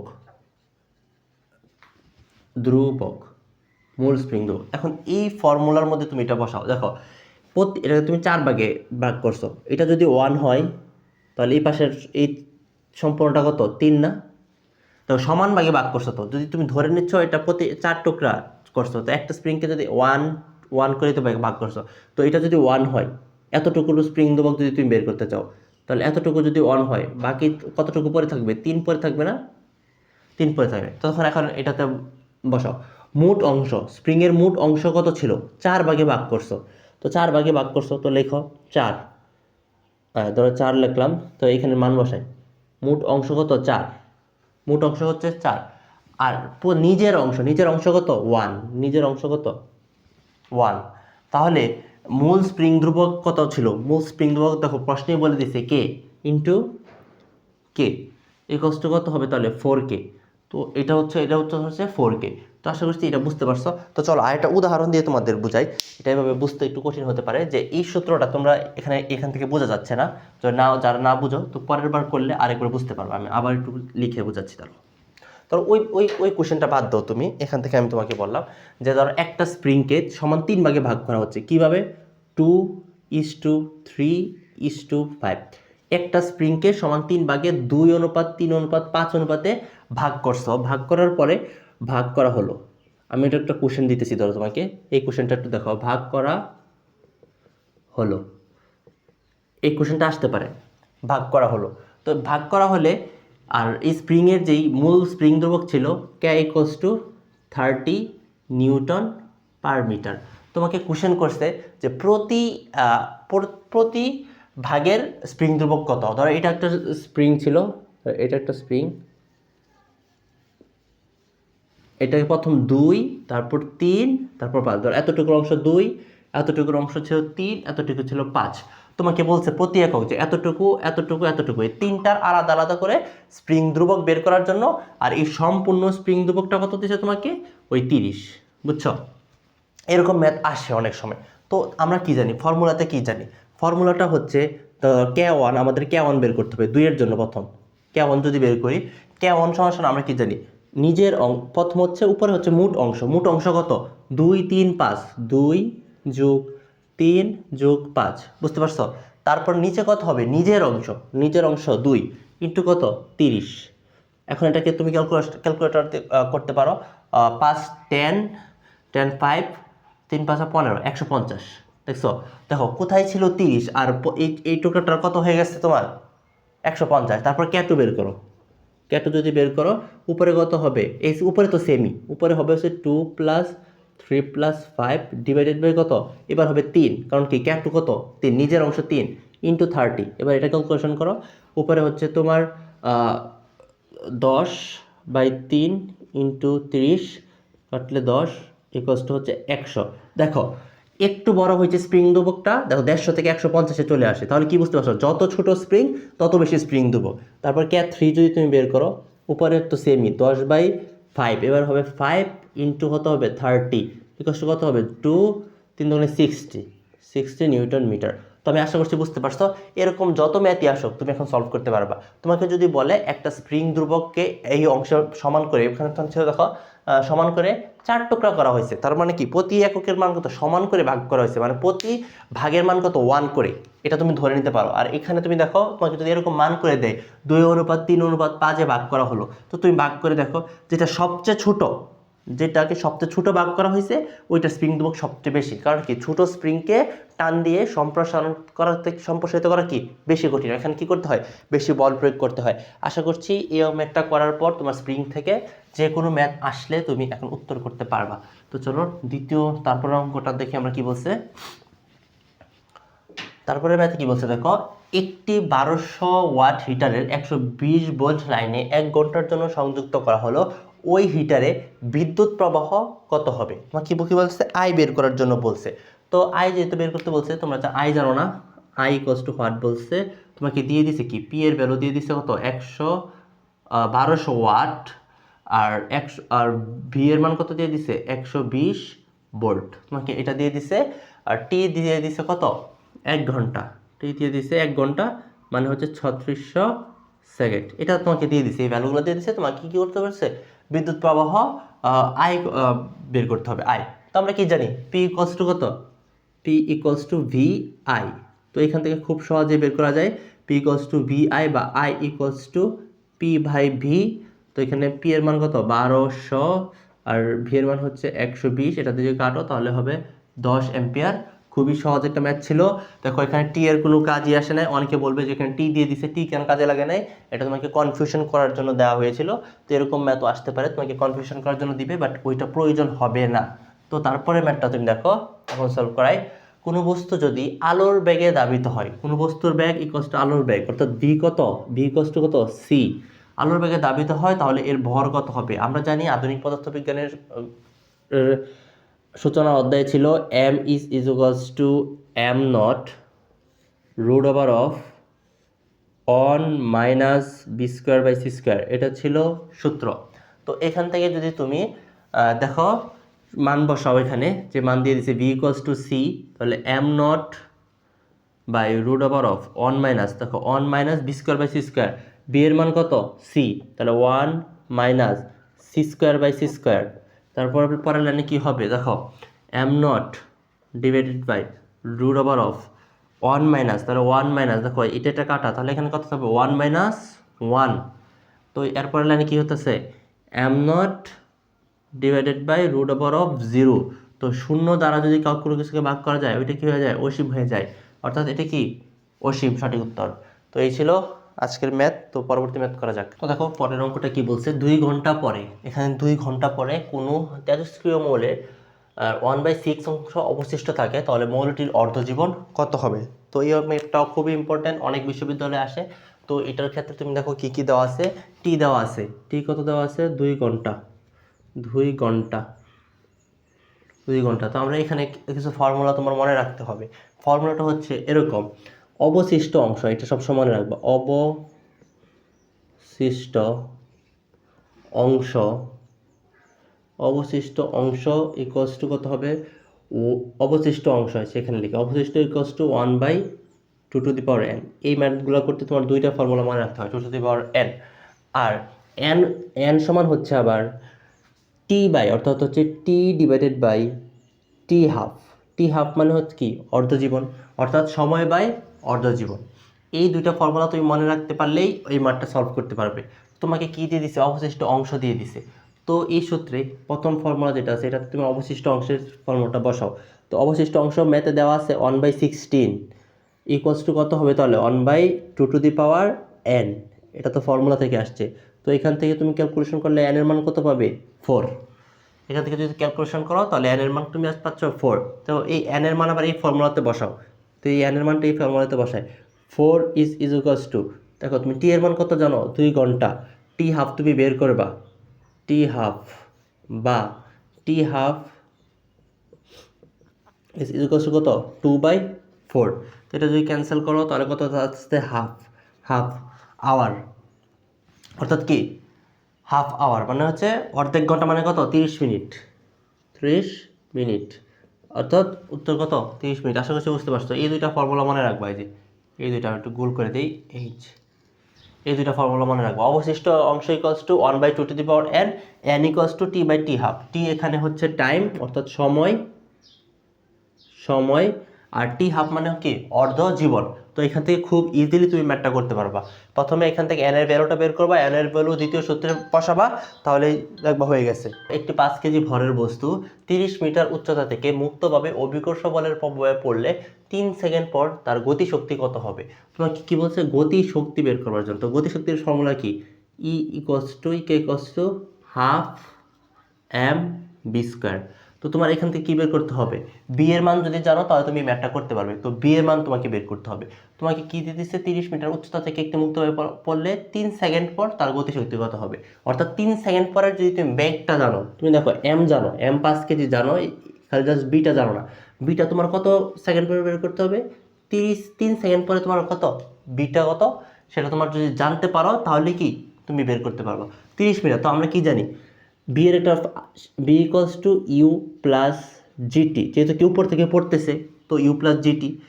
তো এখান থেকে তুমি দেখো আদিবেগ কত, 0, জি এর মান কত 9.8, টি এর মান কত 3 সেকেন্ড। তো এটা যদি ক্যালকুলেশন করো তাহলে কত আসবে, 3 নং 27 আর হচ্ছে 3 8 24, 2.4, 27 আর 2.4 যোগ করলে কত হয় না, 29.4। এটা কিভাবে হয়েছে এটা তো তুমি বুঝতেছো। দেখো 3 নং 27 আর 3 8 কত 24, তাহলে 0.1, তাহলে কত হবে 27 প্লাস 2.4, এটা যদি ক্যালকুলেশন করো এটা আসে। তো 29.4 ব্যাগের মান। তো এটাকে যদি তুমি জাস্ট ইকের ফর্মুলাতে এখন বসাও, হাফ ইন্টু এম এর মান কত 29.4, আচ্ছা এম এর মান পরে বসাবো না, এম এর মান হচ্ছে 5। এটা ক্যালকুলেশন করো, ক্যালকুলেশন করলে তুমি কাছাকাছি চলে আসবে। তুমি দেখো কিন্তু এটাকে যদি তুমি ক্যালকুলেশন করতে যাও তাহলে তুমি দেখো সবগুলো খুবই কাছাকাছি, 21.90, 21.2160, 2169, 2196, খুবই কাছাকাছি বেরো। এটা আসলে ক্যালকুলেশন করলে খুবই কাছাকাছি যাওয়া একটু কঠিন হয়ে যাবে আর কি। এটা হ্যান্ড ক্যালকুলেশন করাটা একটু কঠিন, তবে এটা আমি এখন হ্যান্ড ক্যালকুলেশনটা তোমাদের দেখাচ্ছি না। এটা যদি তুমি পারো তোমাকে এটাকে 29কে তুমি 30 ধরে হ্যান্ড ক্যালকুলেশন করতে পারো। 30 ধরে হ্যান্ড ক্যালকুলেশন করলে কত আসে আমি দেখে দাও। 30 ধরে হ্যান্ড ক্যালকুলেশন যদি করো এখানে আসবে হচ্ছে 30 না 900, 900 ইন্টু 5, 900, তাহলে এটাকে যদি করো 450, 450 গুণন 5 হচ্ছে 2250। দেখো 2250 কাছাকাছি একটা উত্তর আসবে 2250, কিন্তু সবগুলোই তুমি দেখো কিরকম দশমিকে মান দেওয়া আছে, এটা ক্যালকুলেটর ছাড়া করাটা একটু কঠিন হবে। তো এরকম ম্যাথ আসলেও যদি বুঝছে যে সময় থাকে, এই সময়ের মধ্যে উত্তর না করতে পারলে স্কিপ করে চলে আসবে। তো এখন পর্যন্ত আমরা এর আগে একটা ম্যাথ আর এই একটা ম্যাথ, দুইটা ম্যাথ পেলাম যেগুলো হ্যান্ড ক্যালকুলেশন করা একটু ইম্পসিবল আর কি, মানে একটু পসিবল না। তো এরকম দুইটা ম্যাথ স্কিপ করতে হবে, কারণ গুচ্ছে একটু এরকম ম্যাথ আসে। তো পরের ম্যাথটা দেখো কি বলছে, কোন তাপমাত্রায় ফারেনহাইট স্কেলের মান সেলসিয়াস স্কেলের মান থেকে 10 ডিগ্রি সেলসিয়াস বেশি। তো এই ম্যাথগুলোতে কি ঝামেলা হয় যে আমি কি মানটা কোনটা থেকে কোনটা বেশি হয়েছে এইটাই বুঝতে পারে, বাংলা কথাটা বুঝতে না পারার কারণে ম্যাক্সিমাম শিক্ষার্থী এই ম্যাথটা উত্তর করে আসতে পারে না। তো দেখো এটা কিভাবে তোমরা ধরবা, কোন তাপমাত্রায়, কোন একটা তাপমাত্রায়, কোন তাপমাত্রা, তোমাকে ফারেনহাইটও বলে দেয় নাই, সেলসিয়াসও বলে দিচ্ছে না, বলছে ফারেনহাইট স্কেলের মান, কোন তাপমাত্রায় ফারেনহাইট স্কেলের মান সেলসিয়াস স্কেলের মান থেকে 10 ডিগ্রি বেশি। তো ধরো তুমি, ধরো এখান থেকে ধরি সেলসিয়াস স্কেলের মান এক্স, সেলসিয়াস স্কেলের মান তুমি এক্স ধরছো, আর ফারেনহাইট স্কেলের যে মান এটা কি বলছে সেলসিয়াস থেকে, দেখো ফারেনহাইট স্কেলের যে মানটা এটা সেলসিয়াস স্কেলের মান থেকে 10 ডিগ্রি বেশি, অর্থাৎ ফারেনহাইট স্কেলের মান কত, সেলসিয়াস স্কেলের মান থেকে 10, অর্থাৎ কি x+10। দেখো কোশ্চেনটা ভালো করে বুঝো, তোমাকে বলছে ফারেনহাইট স্কেলের মান সেলসিয়াস স্কেল থেকে 10 ডিগ্রি বেশি, অর্থাৎ x+10। এতটুকু যদি বুঝো তাহলে এই ম্যাথটা খুবই ইজি। এটাই কোশ্চেন বলছে, এইতটুকু ধরতে না পারার কারণেই ম্যাক্সিমাম শিক্ষার্থী কি করে, ভুল করে ফেলে। তো আমরা কি জানি, দুইটা স্কেলের মধ্যে মধ্যবর্তী সম্পর্ক c/5 = f-32/9, এটা হচ্ছে দুইটা স্কেলের মধ্যবর্তী সম্পর্ক। এখান থেকে খুব ইজিলি তুমি এক্স এর মানটা বের করতে পারবা। তাহলে কত বেশি তোমাকে বের করতে বলছে, কত বেশি, অর্থাৎ ওই যে সেলসিয়াস স্কেলের মান 10 ডিগ্রি বেশি হচ্ছে কোন তাপমাত্রায়, অর্থাৎ সেলসিয়াস স্কেলের যে তাপমাত্রা যেটা এটাতে বের করতে পারছে, অর্থাৎ মানটা কিসে আসবে, ডিগ্রি সেলসিয়াসে আসবে। তো দেখো তোমার কি বলছে, c/5, তো c এর মান আমরা কত ধরছি, x5 = এখানে কত হবে তাহলে f এর মান কত, x+10 - 32 / 9। তো এটাকে ক্যালকুলেশন করতে থাকো, x/5 = তারপরে x - 22 / কত 9, বা 9x = 5x মাইনাস হচ্ছে তোমার 110, বা 4x = 110 মাইনাসের 110 হবে, বা x -110/4। তুমি দেখো এটা তোমাকে ভাগ করতে হবে না, কারণ কি দেখো সবগুলোই কি 27.5 দেওয়া আছে, সবগুলো 27.5 দেওয়া আছে, কিন্তু এটার মানটা কি আসবে, যেহেতু আগে মাইনাস আছে উত্তরটা হবে -27.5। এরকম একটু টেকনিক খাটাতে তোমার এই যে এই ক্যালকুলেশনটা করতে যতটুকু সময়, এটা কিন্তু পরীক্ষার হলে সেভ হয়ে যাবে। তো এটা খুব ইজিলি বোঝা যাচ্ছে, এটার উত্তর হবে 27.5, কারণ কি সবগুলো অপশন 27.5, জাস্ট একটা আগে মাইনাস দেওয়া নাই। তো যেহেতু তোমার ক্যালকুলেশনে মাইনাস আসছে, তার মানে অবশ্যই মাইনাসের উত্তর আসবে, আর এটা যেহেতু ডিগ্রি সেলসিয়াসের মান, অবশ্যই ডিগ্রি সেলসিয়াসে আসবে। তো এই অপশন এ কি সঠিক উত্তর। তো আশা করছি কিভাবে একটু যদি তুমি টেকনিক খাটায় ম্যাথগুলো সলভ করতে পারো, তাহলে দেখবা তুমি অল্প সময়ের মধ্যেই কি করতে পারতেছো, ম্যাথগুলা সলভ করতে পারতেছো।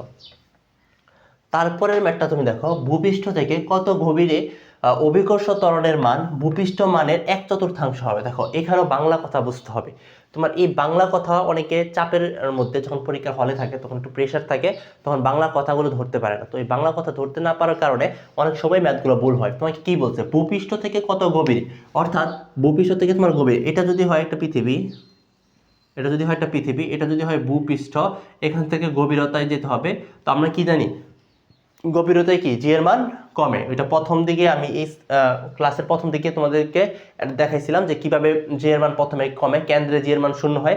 একটা এমসিকিউ কিন্তু আসছে, অর্থাৎ দেখো মহাকর্ষ থেকে একই কনসেপ্ট থেকে দুইটা অঙ্ক আসছে যে গভীরতায় জি এর মান কিভাবে পরিবর্তিত হয়। দেখো ভূপৃষ্ঠ থেকে কত গভীর, অভিকর্ষ ত্বরণের মান ভূপৃষ্ঠ মানের 1/4। তো আমরা কি জানি ভূপৃষ্ঠে জি এর মান কত, ধরো জি ভূপৃষ্ঠ জি এর মান হচ্ছে তোমার 9.8, অর্থাৎ আমরা কি জি1 যদি ধরি 9.8 না লিখে শুধু জি লিখি, ভূপৃষ্ঠ জি এর মান কত, জি। ভূপৃষ্ঠ থেকে গভীরতায় জি এর মান 1/4 হয়ে যায়। মানে দেখো কি করছে, ভূপৃষ্ঠ থেকে কত গভীরে অভিকর্ষ ত্বরণের মান ভূপৃষ্ঠ মানের 1/4 হয়ে যাবে। অর্থাৎ যে জি এইচ, অর্থাৎ এইচ গভীরতায় জি এর মান কত বলছে, এই ভূপৃষ্ঠ জি এর 1/4 অর্থাৎ 1/4 ইন্টু জি। কথাটা বুঝাইতে পারছি? দেখো ভূপৃষ্ঠে জি, এটা হচ্ছে ভূপৃষ্ঠ জি এর মান হচ্ছে জি, আর এইচ গভীরতায় জি এর মান হচ্ছে ভূপৃষ্ঠে জি এর 1/4 অর্থাৎ 1/4 দেখো জি এর মান কমছে না, একটা জি ছিল ভূপৃষ্ঠে 9.8, এটাকে তুমি 4 ভাগ করে ফেলছো, অর্থাৎ এইচ গভীরতায় যাওয়ার পর 4 ভাগ করে ফেলছো, অর্থাৎ কত হবে, 9.8 কে তুমি 4 ভাগ করছো, আমি জাস্ট 9.8 দিয়ে বোঝাচ্ছি, ঠিক এটাই লিখছি। জি এইচ হচ্ছে 1/4 ইন্টু জি, এটা হচ্ছে তোমার এইচ গভীরতায় জি, আর এটা কি ভূপৃষ্ঠে জি, এই দুইটাই তোমাকে ভ্যালু দিয়ে দিছে। বলছে একটা অভিকর্ষ ত্বরণের মান ভূপৃষ্ঠ কত গভীরে, তোমাকে বের করতে বলছে কত গভীরে, কত গভীরতা, তোমাকে এইচটা বের করতে বলছে, অর্থাৎ এই এইচটা এখান থেকে কতটুকু নামলে 1/4 হবে। তো আমরা কি জানি, এইচ গভীরতায় জি এর মান, এইচ গভীরতায় জি এর মান কত ছিল, G of H is equals to ভূপৃষ্ঠে G into 1 minus H by R. এটা কি ছিল, ফর্মুলা না? তো এখানে জাস্ট মানগুলো এখন বসাও, মানগুলো যদি বসায়, বা জি বাই এস মান কত, g/4 is equals to g, তো g normal g into 1 minus H by R, এতটুকু তো ঠিকই থাকবে। তো এই পাশের g যদি ক্যান্সেল করে দাও, তাহলে কি থাকতেছে নেক্সট লাইনে, 1/4 is equals to 1 minus H by R. তারপরে লাইন যদি করো, এখান থেকে কি করা যাবে, এইচ বাই আর কে এক পাশে রাখো, এইচ বাই আর কে এক পাশে রাখলে কত হবে, 1 মাইনাস 1/4, এটাকে ওই পাশে পাঠাইলা, এটাকে এই পাশে নিয়ে আসলা, তাহলে কি হয়ে যায়, আমাদের এইচ বের করবো, তাহলে h is equals to r into 1 minus 1/4। তো 1 মাইনাস 1/4 এটাকে যদি করো, তাহলে তোমাদের ক্যালকুলেশনটা আস্তে আস্তে আর ইন্টু নিচে থাকতে আসছে কত 4, তাহলে হচ্ছে 4 মাইনাসের 1 ইকুয়ালস টু কত হচ্ছে 3, আর ইন্টু 3/4, অর্থাৎ কত হতে হচ্ছে উত্তর 3r/4।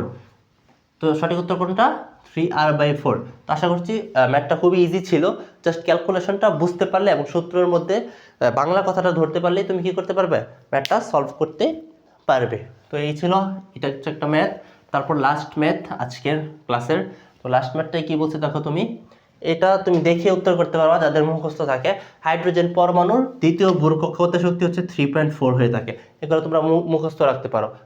প্রথমটা হচ্ছে 13.6, দ্বিতীয় কক্ষপথ হচ্ছে -3.4, এবার আর তৃতীয়টা হচ্ছে -1.5। প্রথম কক্ষপথের শক্তি হচ্ছে 13.6, দ্বিতীয় কক্ষপথের শক্তি হচ্ছে 3.4, তৃতীয় হচ্ছে 1.5। অনেক এমসিকিউতে আসে, 3টা মান মুখস্থ রাখবা, তারপর কিভাবে ক্যালকুলেশন করে আসে এটাও তোমাদের দেখাই দিচ্ছি। হাইড্রোজেন পরমাণুর প্রথম ভর কক্ষপথের শক্তি এত ইলেকট্রন ভোল্ট। তো আমরা কি জানি, En ইকুয়ালস টু কি হয়, En ইকুয়ালস টু কি হয়, E1 অর্থাৎ প্রথম কক্ষপথের শক্তি ডিভাইডেড বাই n স্কোয়ার, এটা হচ্ছে ফর্মুলা, এটা সবসময় ফর্মুলা। তো E1 এর মান কত, -13.6 ডিভাইডেড বাই n স্কোয়ার মান কত, 2 স্কোয়ার। এখানে n ইকুয়ালস টু কত, দ্বিতীয় কক্ষপথ বলছে না, n ইকুয়ালস টু 2, অর্থাৎ -13.6/4। তো 13.6কে যদি তুমি 4 দ্বারা ভাগ করো, তাহলে কত হবে, 3-এর কাছাকাছি না, 3 4 12, অর্থাৎ 3.4ই আসে। তো কীভাবে আসছে এটা বুঝতে পারছো, তোমরা মুখস্থ রাখতে পারবা। হাইড্রোজেনের ক্ষেত্রে E1 ইকুয়ালস টু হচ্ছে 13.6 মাইনাসের, তারপর E2 হচ্ছে তোমার -3.4, আর হচ্ছে তোমার E3 হচ্ছে -1.5। এটা সরাসরি মুখস্থ রাখবা, যারা দেখে উত্তর করতে পারো, এটা অনেক আসে, মুখস্থ রাখবা। একটা ম্যাথ মুখস্থ রাখার কারণে যদি তোমার 40 সেকেন্ড সময় সেভ হয়, এটা অনেক কিছু।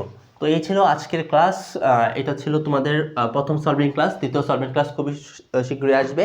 তো যাদের ক্লাসটি ভালো লাগছে অবশ্যই আমাদের চ্যানেলটা সাবস্ক্রাইব করে রাখবা, আর ডিসক্রিপশন বক্সে থাকা যেই আমাদের টেলিগ্রাম চ্যানেলের লিঙ্ক আছে, ওই টেলিগ্রাম চ্যানেলে অ্যাড হলে তুমি ফ্রি এক্সাম, তারপর অনেক গাইডলাইন, তারপর অনেক পুল সলভ করতে পারবা। যদি কেউ ডিসক্রিপশনের মধ্যে লিঙ্ক খুঁজে না পাও, তাহলে আমাদের এই হটলাইন নাম্বারে যোগাযোগ করতে পারো, 01345380907।